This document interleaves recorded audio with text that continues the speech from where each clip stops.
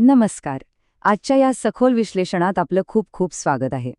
आज आपण रशियन साहित्यातल्या एका खऱ्याखुऱ्या मास्टरपीसवर म्हणजे अँटॉन चेखॉव्ह यांच्या द लॅमेंट या प्रसिद्ध लघुकथेवर सविस्तर चर्चा करणार आहोत. ही कथा तशी अगदी साधी वाटते, पण मानवी मनातील खोलवर रुजलेलं दुःख आणि आजच्या वाढत्या शहरीकरणामुळे आलेला तो भयानक एकाकीपणा हे सगळं ती इतक्या ताकदीने मांडते ना की आपण अक्षरशः थक्क होऊन जातो. चला तर मग हे सर्व कसं उलगडतं ते आज आपण पाहूया. आज आपण नक्की काय काय पाहणार आहोत त्याची एक छोटीशी रूपरेषा आधी पाहूया. आपण सुरुवात करूया लघुकथेची कला समजून घेण्यापासून, त्यानंतर अ फॅन्टम इन द स्नो, मग उदासीन शहर, पुढे चेखव आणि त्यांची शोकांतिका आणि शेवटी शेवटचा सोबती. तर सुरुवात करूया आपल्या पहिल्या भागापासून, the art of short stories, लघुकथेची कला. आता बघा, कथेचे मुख्यत्वे दोन प्रकार असतात. एक असतो स्टोरी ऑफ इन्सिडंट, जिथे सगळा भर हा बाह्य घटना आणि त्यांच्या परिणामांवर असतो, म्हणजे अगदी शर्लॉक होम्सच्या कथांसारखं. पण दुसरीकडे असते स्टोरी ऑफ कॅरेक्टर.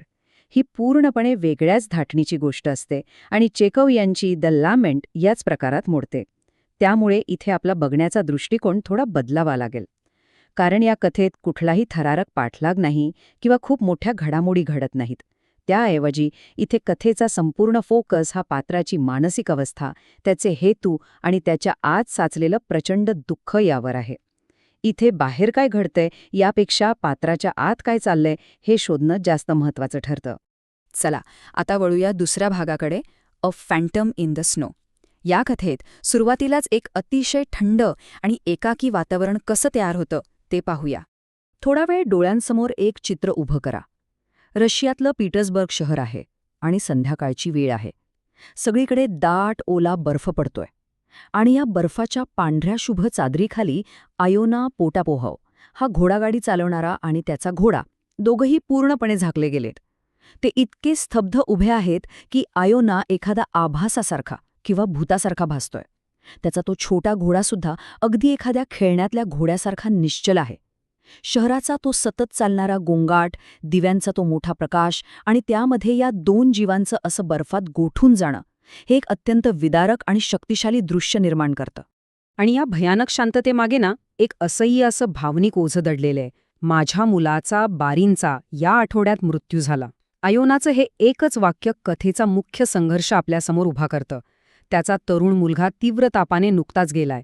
विचार करा, त्याच्या या शांत गोठवून टाकणाऱ्या दुःखाचा आणि आजूबाजूच्या त्या अवाढव्य सतत घाईत असणाऱ्या जगाचा जो विरोधाभास लेखकाने इथे मांडलाय, तो खरोखरच अंगावर काटा आणणारा आहे. तो माणूस आतून पूर्णपणे कोसळलाय, पण बाहेरून पडणाऱ्या बर्फासारखाच तो अगदी निःशब्द आहे. इथूनच आपण येतोय आपल्या तिसऱ्या भागावर, द इनडिफरंट सिटी म्हणजेच उदासीन शहर.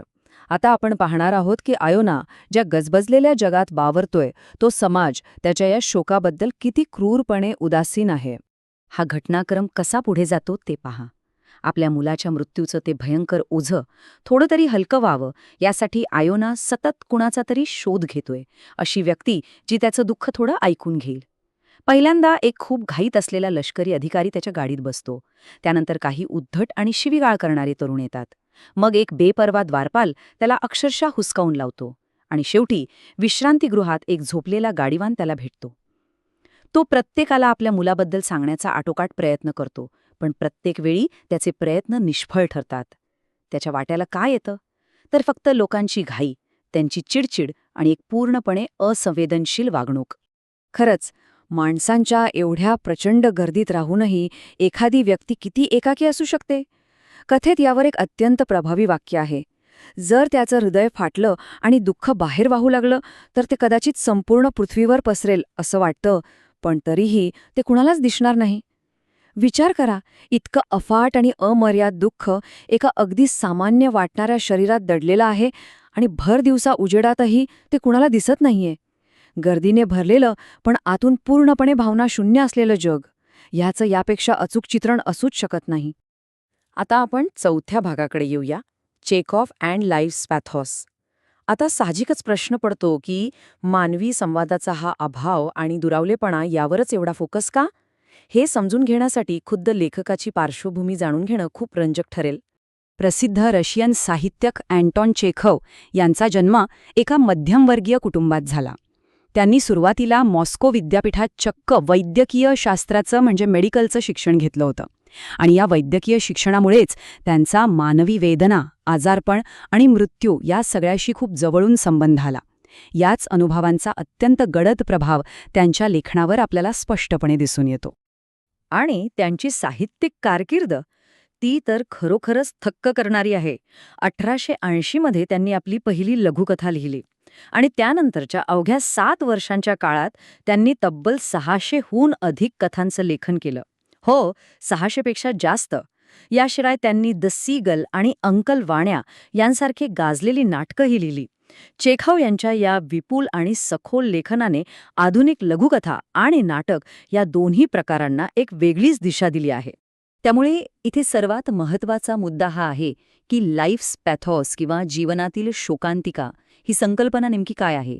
ही अशी एक खोल शोकांतिका आहे जी फक्त कुणाच्या तरी मृत्यूमुळे किंवा भौतिक नुकसानीमुळे निर्माण होत नाही, तर ती येते मानवाच्या एकमेकांना समजून घेण्याच्या किंवा एकमेकांशी साधा संवाद साधण्याच्या अक्षमतेमुळे. लोक एकमेकांशी जोडलेच गेलेले नाहीयेत. चेखव यांनी अत्यंत जाणीवपूर्वक आयोनाचा बर्फातील हा प्रवास यासाठीच वापरलाय, जेणेकरून मानवी दुरावळेपणाचा हा सिद्धांत ते अचूकपणे मांडू शकतील. आयोनाची गाडी पुढे जाते, पण त्याचा आवाज, त्याचा संवाद मात्र कुणापर्यंतच पोचत नाहीये. आणि इथूनच आपण पोहोचतोय आपल्या 5व्या आणि अंतिम भागाकडे, द फायनल कंपॅनियन, शेवटचा सोबती. हा सगळा भावनिक ताण आता शेवटी कसा फुटून बाहेर येतो ते पाहूया. माणसांकडून थोडीफार सहानुभूती मिळण्याची पुसटशीही आशा न उरल्यामुळे आयोना शेवटी पूर्णपणे हार मानतो. तो मानवी जगातून माघार घेतो आणि तडक आपल्या तबेल्यात परत येतो. तिथे तो आपल्या त्या छोट्या घोड्यासाठी असलेलं गवत आणि धान्य तपासू लागतो. बघा, जिथे माणसांनी त्याला नाकारलं तिथे तो आता एका मुख्या प्राण्याच्या शांत सहवासात थोडासा आधार शोधण्याचा प्रयत्न करतोय. आणि हा या कथेचा खरा उत्कर्ष बिंदू आहे. मन हेलावून टाकणारा प्रसंग. ते दुःख आणखी दाबून ठेवणं आयोनाला आता पूर्णपणे अशक्य होतं. तो चक्क आपल्या घोड्याशी बोलू लागतो. तो म्हणतो, अशी परिस्थिती आहे माझ्या जुन्या घोड्या, जर तुझा कोणी बछडा असता आणि तो तुला सोडून गेला असता तर हे खूप दुःखी असेल, नाही का? आणि सर्वात सुंदर गोष्ट म्हणजे तो छोटा घोडा गवत खात खात शांतपणे हे सगळं ऐकतो आणि आपल्या मालकाच्या हातावर उबदार श्वास सोडतो. ज्या जगात एकाही माणसाने आयोनाचं साधं म्हणणं ऐकून घेतलं नाही, तिथे त्याने आपल्या मृत मुलाची सगळी व्यथा अशा एका प्राण्याला सांगितली, जो फक्त ऐकतोय आणि त्याला समजून घेतोय. या अत्यंत भावस्पर्शी आणि अंगावर काटा आणणाऱ्या शेवटानंतर ही कथा आपल्याला एका फार मोठ्या आणि अस्वस्थ करणाऱ्या प्रश्नापाशी आणून सोडते.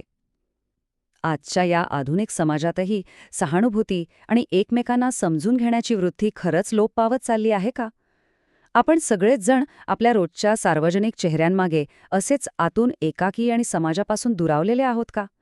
चेखव यांच्या या साध्या पण तितक्याच तीक्ष्ण कथेने उपस्थित केलेला हा प्रश्न आजही तितकाच जिवंत आहे. या प्रश्नावर नक्की विचार करा. आजचं हे सखोल विश्लेषण आपण इथेच थांबूया. साहित्याच्या अशाच आणखी एका रंजक प्रवासात पुन्हा भेटूया. धन्यवाद.